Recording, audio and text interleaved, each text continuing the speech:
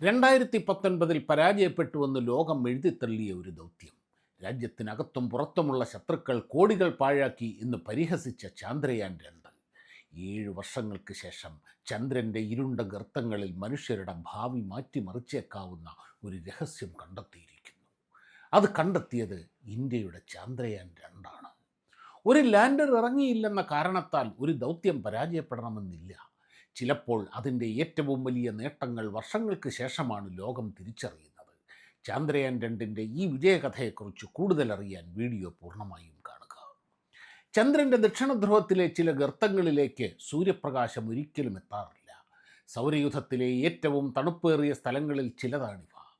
വർഷങ്ങളായി ശാസ്ത്രജ്ഞർ സംശയിച്ചിരുന്ന ഒരു കാര്യമുണ്ട്: ഈ ഗർത്തങ്ങൾക്കുള്ളിൽ ജലം ഐസ് രൂപത്തിൽ ഒളിഞ്ഞിരിക്കാൻ സാധ്യതയില്ലേ എന്ന്. ഇപ്പോൾ ചാന്ദ്രയാൻ 2 ഓർബിറ്ററിലെ അത്യാധുനിക റഡാർ ഉപയോഗിച്ച് ഇന്ത്യൻ ശാസ്ത്രജ്ഞർ അതിന് ശക്തമായ തെളിവുകൾ കണ്ടെത്തിയിരിക്കുകയാണ്. പലരും പരാജയപ്പെട്ടു എന്ന് കരുതിയ ഒരു ദൗത്യം ഇന്ന് ചന്ദ്രനെക്കുറിച്ചുള്ള നമ്മുടെ ധാരണ തന്നെ മാറ്റിമറിക്കുന്ന കണ്ടെത്തലുകൾ നടത്തുകയാണ്. എന്താണ് ആ കണ്ടെത്തൽ? ഭാവിയിലെ ചാന്ദ്രദൗത്യങ്ങൾക്ക് അതിനെന്തു പ്രാധാന്യമുണ്ട്? നമുക്കിന്ന് വിശദമായി മനസ്സിലാക്കാം. എന്നാൽ തുടങ്ങിയാലോ? എല്ലാവർക്കും സയൻസ് കോർണറിലേക്ക് ഒരിക്കൽ കൂടി സ്വാഗതം. ഞാൻ ഷാബു പ്രസാദ്. ശാസ്ത്രം, ബഹിരാകാശം, ചരിത്രം, സാങ്കേതികവിദ്യ എന്നിവയെക്കുറിച്ചുള്ള കൗതുകകരമായ വിവരങ്ങൾ സ്ഥിരമായി അറിയാൻ ഈ ചാനൽ ഇതുവരെ സബ്സ്ക്രൈബ് ചെയ്തിട്ടില്ലെങ്കിൽ ഇപ്പോൾ തന്നെ സബ്സ്ക്രൈബ് ചെയ്യൂ. ഈ വീഡിയോ ഇഷ്ടപ്പെട്ടാൽ ലൈക്ക് ചെയ്യാനും നിങ്ങളുടെ അഭിപ്രായങ്ങൾ കമൻറ്റ് ചെയ്യാനും മറക്കരുത്. നിങ്ങളുടെ സുഹൃത്തുക്കൾക്കും ഷെയർ ചെയ്ത് പിന്തുണ നൽകുക. അപ്പോൾ സമയം കളയാതെ നമ്മൾ ഇന്നത്തെ വിഷയത്തിലേക്ക് കടക്കുകയാണ്. ഏകദേശം 450 കോടി വർഷങ്ങൾക്ക് മുമ്പ് ഭൂമിയും ചൊവ്വയുടെ വലിപ്പമുള്ള ഒരു വൻ ആകാശവസ്തുവും തമ്മിൽ നടന്ന ഒരു ഭീമൻ കൂട്ടിയിടിയുടെ ഫലമായാണ് ചന്ദ്രൻ രൂപപ്പെട്ടതെന്നാണ് ഇന്ന് ഏറ്റവും കൂടുതൽ അംഗീകരിക്കപ്പെടുന്ന ജയന്റ് ഇമ്പാക്ട് തിയറി പറയുന്നത്. ഭൂമിയിൽ നിന്ന് ശരാശരി 3.84 ലക്ഷം കിലോമീറ്റർ അകലെയുള്ള ചന്ദ്രൻ കോടിക്കണക്കിന് വർഷങ്ങളായി നമ്മുടെ ഗ്രഹത്തെ ചുറ്റിക്കറങ്ങുകയാണ്. അന്തരീക്ഷവും ദ്രാവകജലവും ഇല്ലാത്തതിനാൽ ചന്ദ്രൻ്റെ ഉപരിതലം ഭൂമിയെപ്പോലെ നിരന്തരം മാറിക്കൊണ്ടിരിക്കുന്നില്ല. അതുകൊണ്ട് തന്നെ സൗരയൂഥത്തിൻ്റെ ആദ്യകാല ചരിത്രം സൂക്ഷിച്ചു വച്ചിരിക്കുന്ന ഒരു സമയ ക്യാപ്സൂളായി ചന്ദ്രനെ ശാസ്ത്രജ്ഞന്മാർ വിശേഷിപ്പിക്കുന്നു. എന്നാൽ ചന്ദ്രനിലെ എല്ലാ പ്രദേശങ്ങളും ഒരുപോലെയല്ല. ചില ഭാഗങ്ങളിൽ സൂര്യപ്രകാശം പതിവായി ലഭിക്കുമ്പോൾ ചില ഗർത്തങ്ങളിലേക്ക് കോടിക്കണക്കിന് വർഷങ്ങളായി നേരിട്ടുള്ള സൂര്യപ്രകാശം എത്തിയിട്ടില്ല. പ്രത്യേകിച്ച് ചന്ദ്രൻ്റെ ദക്ഷിണധ്രുവത്തിലുള്ള ഈ അതിരഹസ്യ പ്രദേശങ്ങളാണ് ഇന്ന് ലോകത്തെമ്പാടുമുള്ള ശാസ്ത്രജ്ഞരുടെ ശ്രദ്ധാകേന്ദ്രം. കാരണം ഇന്ത്യയുടെ ചാന്ദ്രയാൻ 2 ഓർബിറ്റർ ഈ ഇരുണ്ട ഗർത്തങ്ങൾക്കുള്ളിൽ മനുഷ്യരുടെ ഭാവി ചാന്ദ്രദൗത്യങ്ങളെ തന്നെ മാറ്റിമറിച്ചേക്കാവുന്ന ഒരു നിർണായക കണ്ടെത്തൽ നടത്തിയിരിക്കുകയാണ്. നമ്മൾ ഭൂമിയിൽ ജീവിക്കുന്നത് കൊണ്ട് ചില കാര്യങ്ങൾ സ്വാഭാവികമാണെന്ന് കരുതുന്നു.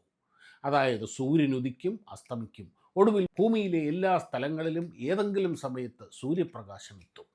പക്ഷേ ചന്ദ്രനിൽ അങ്ങനെയല്ല. ചന്ദ്രൻ്റെ അച്ചുതണ്ടിൻ്റെ ചരിവ് വെറും 1.5 ഡിഗ്രിയോളം മാത്രമാണ്. ഓർക്കണം, ഭൂമിയുടെ അച്ചുതണ്ടിൻ്റെ ചരിവ് 23.5 ഡിഗ്രിയാണ്. ഈ വ്യത്യാസം ചന്ദ്രനിൽ അത്ഭുതകരമായൊരു സാഹചര്യം സൃഷ്ടിക്കുന്നു. ചന്ദ്രൻ്റെ ധ്രുവപ്രദേശങ്ങളിലുള്ള ചില ആഴമേറിയ ഗർത്തങ്ങളിലേക്ക് സൂര്യപ്രകാശം ഒരിക്കലും എത്താറില്ല. അതെ, ഒരിക്കലും. കോടിക്കണക്കിന് വർഷങ്ങളായി ഈ ഗർത്തങ്ങൾ ശാശ്വതമായ ഇരുട്ടിലാണ്. ശാസ്ത്രജ്ഞർ ഇവയെ പെർമനൻ്റ്ലി ഷാഡോഡ് ക്രേറ്റേഴ്സ് അഥവാ സ്ഥിരമായി നിഴലിൽ കഴിയുന്ന ഗർത്തങ്ങൾ എന്നാണ് വിളിക്കുന്നത്. സൂര്യപ്രകാശം എത്താത്തതിനാൽ ഇവിടങ്ങളിൽ താപനില -200 ഡിഗ്രി സെൽഷ്യസിലും താഴെയാകാം. സൗരയൂഥത്തിലെ ഏറ്റവും തണുപ്പേറിയ സ്ഥലങ്ങളിൽ ചിലത് ഇവിടെയാണ്. ഇപ്പോൾ ഒരു ചോദ്യം ഉയരാം: ഇത്രയും തണുപ്പും സ്ഥിരമായ ഇരുട്ടുമുള്ള ഈ ഗർത്തങ്ങളിൽ കോടിക്കണക്കിന് വർഷങ്ങൾക്ക് മുമ്പ് ധൂമകേതുക്കളോ ഉൽക്കകളോ കൊണ്ടുവന്ന വെള്ളം ഐസായി കുടുങ്ങിക്കിടക്കുന്നുണ്ടാകില്ലേ? വർഷങ്ങളായി ശാസ്ത്രജ്ഞർ അന്വേഷിച്ചു കൊണ്ടിരുന്ന ഈ ചോദ്യത്തിനാണ് ഇപ്പോൾ ഇന്ത്യയുടെ ചാന്ദ്രയാൻ 2 ഓർബിറ്റർ നിർണായകമായ ചില ഉത്തരങ്ങൾ നൽകുന്നത്. ചാന്ദ്രയാൻ 2 എന്ന് പറയുമ്പോൾ പലരുടെയും മനസ്സിലേക്ക് വരുന്നത് വിക്രം ലാൻഡറിൻ്റെ അവസാന നിമിഷങ്ങളായിരിക്കും. ലാൻഡറുമായുള്ള ബന്ധം നഷ്ടപ്പെട്ടതോടെ ദൗത്യം പരാജയപ്പെട്ടുവെന്ന് പലരും കരുതി. പക്ഷേ യഥാർത്ഥ കഥ അവിടെയല്ല. ചന്ദ്രനിൽ ലാൻഡ് ചെയ്യാനുള്ള ഒരു ദൗത്യം എന്ന് പറയുന്നത് ഒരു ലാൻഡർ മാത്രമല്ല. സാധാരണയായി അതിന് 2 പ്രധാന ഭാഗങ്ങളുണ്ട്: ചന്ദ്രൻ്റെ ഉപരിതലത്തിൽ ഇറങ്ങുന്ന ലാൻഡറും ചന്ദ്രനെ നിശ്ചിത ഭ്രമണപഥത്തിൽ ചുറ്റിക്കറങ്ങുന്ന ഓർബിറ്ററും. പലപ്പോഴും ആളുകൾ ശ്രദ്ധിക്കുന്നത് ലാൻഡറിനെയാണ്. എന്നാൽ യഥാർത്ഥത്തിൽ ഒരു ലാൻഡിംഗ് ദൗത്യത്തിൻ്റെ നട്ടെല്ല് ഓർബിറ്ററാണ്. കാരണം ചന്ദ്രനിലെ ലാൻഡറിന് ഭൂമിയുമായി നേരിട്ട് കമ്മ്യൂണിക്കേറ്റ് ചെയ്യാൻ എല്ലായ്പ്പോഴും കഴിയണമെന്നില്ല. ലാൻഡറിൽ നിന്ന് ലഭിക്കുന്ന വിവരങ്ങൾ ഭൂമിയിലെ നിയന്ത്രണ കേന്ദ്രത്തിലേക്ക് എത്തിക്കുന്നതും ഭൂമിയിൽ നിന്ന് നിർദ്ദേശങ്ങൾ ലാൻഡറിലേക്ക് എത്തിക്കുന്നതും സാധാരണയായി ഈ ഓർബിറ്ററിലൂടെയാണ്. മനുഷ്യനെ ചന്ദ്രനിലിറക്കിയ അമേരിക്കയുടെ അപ്പോളോ ദൗത്യങ്ങളും ഇതേ രീതിയിലായിരുന്നു. ചന്ദ്രനിൽ ഇറങ്ങിയ ലൂണാർ മൊഡ്യൂളിൽ 2 ബഹിരാകാശ സഞ്ചാരികൾ ഉണ്ടായിരുന്നപ്പോൾ മൂന്നാമത്തെ സഞ്ചാരി ചന്ദ്രനെ ചുറ്റിക്കറങ്ങിക്കൊണ്ടിരുന്ന കമാൻഡ് മൊഡ്യൂളിൽ, അതായത് ആ ഓർബിറ്ററിൽ തുടരുകയായിരുന്നു. അതുകൊണ്ട് തന്നെ ഒരു ലാൻഡിംഗ് ദൗത്യത്തിൽ ലാൻഡർ എത്ര പ്രധാനമാണോ അത്ര തന്നെ പ്രധാനമാണ് ഓർബിറ്ററും. ചിലപ്പോൾ ലാൻഡറിൻ്റെ ജീവിതകാലം ഏതാനും ദിവസങ്ങൾ മാത്രമായിരിക്കും.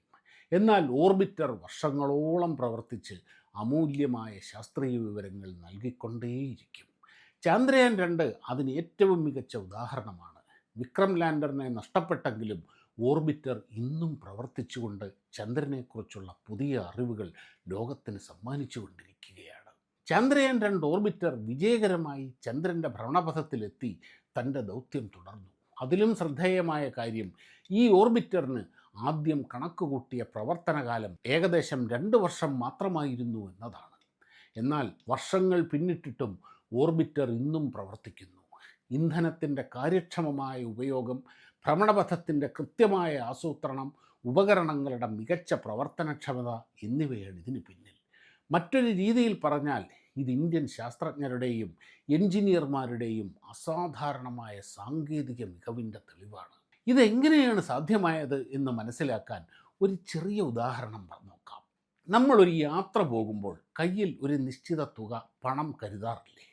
സാധാരണ കണക്കുകൂട്ടലിൽ ആ പണം 3-4 ദിവസത്തേക്ക് മതിയാകാം. പക്ഷേ ഓരോ ചെലവും സൂക്ഷ്മമായി ആസൂത്രണം ചെയ്ത് അനാവശ്യ ചെലവുകൾ ഒഴിവാക്കിയാൽ അതേ പണം ഒരാഴ്ചയോ 2 ആഴ്ചയോ വരെ നമുക്ക് ഉപയോഗിക്കാൻ കഴിയും. ബഹിരാകാശ ദൗത്യങ്ങളിലും ഇതുപോലെയാണ്. ഒരു പേടകം വിക്ഷേപിച്ചു കഴിഞ്ഞാൽ അതിലേക്ക് വീണ്ടും ഇന്ധനം നിറയ്ക്കാൻ കഴിയില്ല.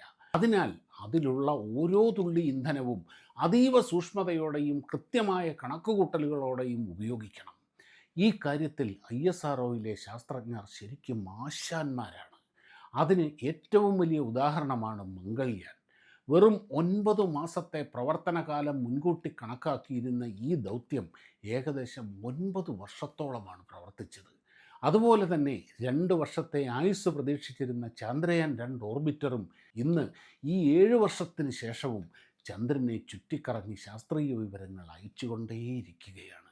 അതുകൊണ്ട് തന്നെ 2019 അവസാനിച്ചുവെന്ന് പലരും കരുതിയ ഒരു ദൗത്യം 2026 പുതിയ കണ്ടെത്തലുകൾ നടത്തി ലോകത്തെ അത്ഭുതപ്പെടുത്തുകയാണ്. ഒരു ദൗത്യത്തിൻ്റെ ആയുസ് വർഷങ്ങളോളം നീട്ടുക എന്നത് ചെറിയ കാര്യമല്ല. ഭൂമിയിൽ നിന്ന് ഏകദേശം 4 ലക്ഷം കിലോമീറ്റർ അകലെ ചന്ദ്രനെ ചുറ്റിക്കറങ്ങുന്ന ഒരു ബഹിരാകാശ വാഹനത്തെ വർഷങ്ങളോളം കൃത്യമായി നിയന്ത്രിക്കുകയും അതിൽ നിന്ന് ശാസ്ത്രീയ വിവരങ്ങൾ ശേഖരിക്കുകയും ചെയ്യുക എന്നത് വലിയ നേട്ടമാണ്. അങ്ങനെ പലരും പരാജയപ്പെട്ടുവെന്ന് കരുതിയ ദൗത്യത്തിൻ്റെ ഓർബിറ്റർ വർഷങ്ങൾക്ക് ശേഷവും പ്രവർത്തിച്ചുകൊണ്ട് പുതിയ കണ്ടെത്തലുകൾ നടത്തുകയാണ്. ഇപ്പോൾ ലോകശ്രദ്ധ നേടിയിരിക്കുന്ന പുതിയ കണ്ടെത്തലും ഈ ഓർബിറ്ററിലെ DFSAR എന്ന അത്യാധുനിക റഡാർ ഉപകരണം ഉപയോഗിച്ചാണ് നടത്തിയത്. പക്ഷേ ഒരു റഡാർ ഉപകരണം എങ്ങനെയാണ് ചന്ദ്രനിലെ ഐസ് കണ്ടെത്തുന്നത്? അതിനു മുമ്പ് DFSAR എന്താണെന്ന് മനസ്സിലാക്കണം. DFSAR എന്നത് dual frequency synthetic aperture radar എന്നതിൻ്റെ ചുരുക്കപ്പേരാണ്. ചന്ദ്രയാൻ 2 ഓർബിറ്ററിലെ ഏറ്റവും പ്രധാനപ്പെട്ട ശാസ്ത്രീയ ഉപകരണങ്ങളിൽ ഒന്നാണിത്. സാധാരണ ക്യാമറകളിൽ നിന്ന് വ്യത്യസ്തമായി ഇത് പ്രകാശത്തെ ആശ്രയിച്ചല്ല പ്രവർത്തിക്കുന്നത്. പകരം റേഡിയോ തരംഗങ്ങളാണ് ഉപയോഗിക്കുന്നത്.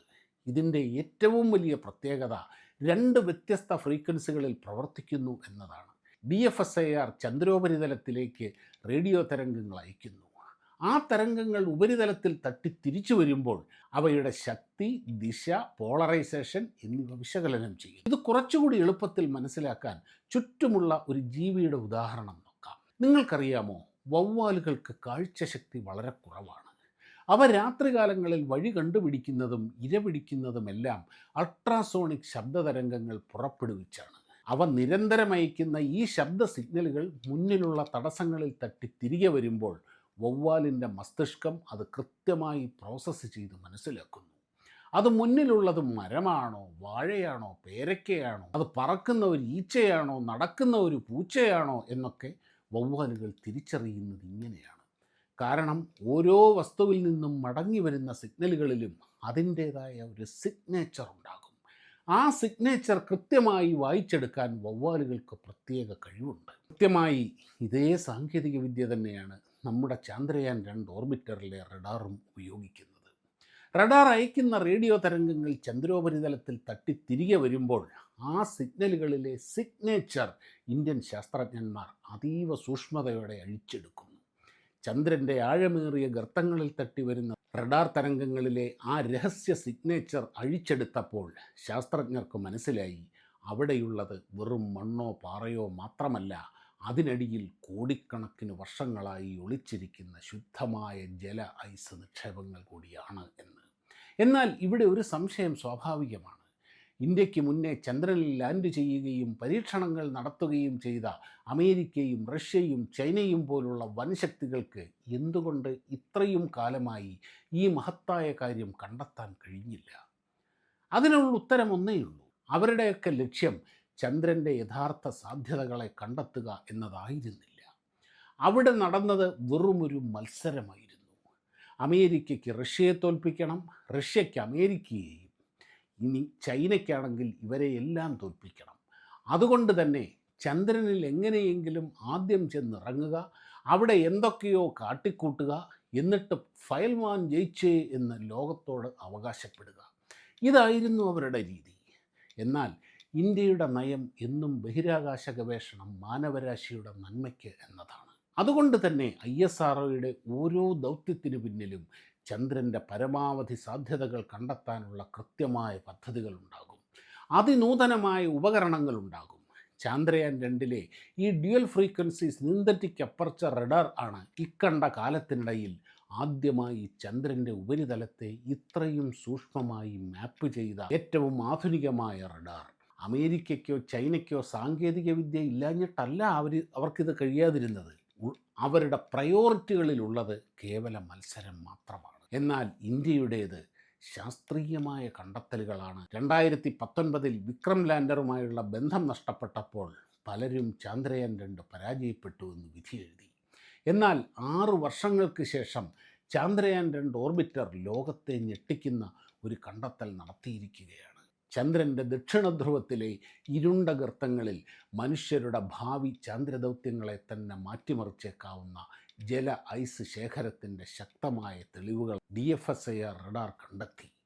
ഭാവിയിൽ ചന്ദ്രനിൽ കോളനികൾ സ്ഥാപിക്കാനും ചൊവ്വയിലേക്കുള്ള യാത്രയ്ക്ക് റോക്കറ്റ് ഇന്ധനം നിർമ്മിക്കാനും ഈ വെള്ളം അത്യാവശ്യമാണ്. ഇവിടെ നമ്മൾ മനസ്സിലാക്കേണ്ട മറ്റൊരു പ്രധാന കാര്യമുണ്ട്. സാധാരണഗതിയിൽ ബഹിരാകാശ ദൗത്യങ്ങളിൽ 99% വിജയം എന്നൊന്നില്ല. ഒന്നുകിൽ അത് 100% വിജയമായിരിക്കും, അല്ലെങ്കിൽ 100% പരാജയമായിരിക്കും. എന്നാൽ ഈ ആഗോള സങ്കല്പത്തെയാണ് ഇന്ത്യയുടെ ചന്ദ്രയാൻ 2 തിരുത്തിക്കുറിച്ചത്. ശരിയാണ്, ചന്ദ്രൻ്റെ ഉപരിതലത്തിൽ വിക്രം ലാൻഡറിനെ സോഫ്റ്റ് ലാൻഡ് ചെയ്യുക എന്ന ലക്ഷ്യം അന്ന് നടന്നില്ല. പക്ഷേ ആ ലാൻഡറിനെ ചന്ദ്രൻ്റെ ഭ്രമണപഥം വരെ സുരക്ഷിതമായി എത്തിച്ച ഓർബിറ്റർ ഉണ്ടല്ലോ, അത് അതിൻ്റെ നിശ്ചിത കാലാവധിയും പിന്നിട്ട് ഇന്നും ചന്ദ്രനെ ചുറ്റിക്കൊണ്ടിരിക്കുകയാണ്. പുതിയ പുതിയ ശാസ്ത്രീയ വിവരങ്ങൾ നമുക്ക് തന്നുകൊണ്ടേയിരിക്കുന്നു. ഈ കാര്യം കൂടി മനസ്സിലാക്കണം. ഈ ഓർബിറ്റർ ചന്ദ്രന് മുകളിൽ കാവലാളായി ഉണ്ടായിരുന്നത് കൊണ്ടാണ് പിന്നീട് നമ്മൾ വിക്ഷേപിച്ച ചന്ദ്രയാൻ 3 ദൗത്യത്തിൽ ഒരു പുതിയ ഓർബിറ്ററിൻ്റെ ആവശ്യമേ വരാതിരുന്നത്. ചന്ദ്രയാൻ 3 ലാൻഡറിന് ഭൂമിയുമായി ആശയവിനിമയം നടത്താൻ ISRO ഉപയോഗിച്ചത് ഇതേ ചന്ദ്രയാൻ 2 ഓർബിറ്ററിനെയാണ്. അതിലൂടെ കോടിക്കണക്കിന് രൂപയാണ് രാജ്യത്തിന് ലാഭിക്കാൻ കഴിഞ്ഞത്. അതായത് ലാൻഡിംഗ് പരാജയപ്പെട്ടെങ്കിലും ഓർബിറ്റർ 100%-ലധികം വിജയമായിരുന്നു.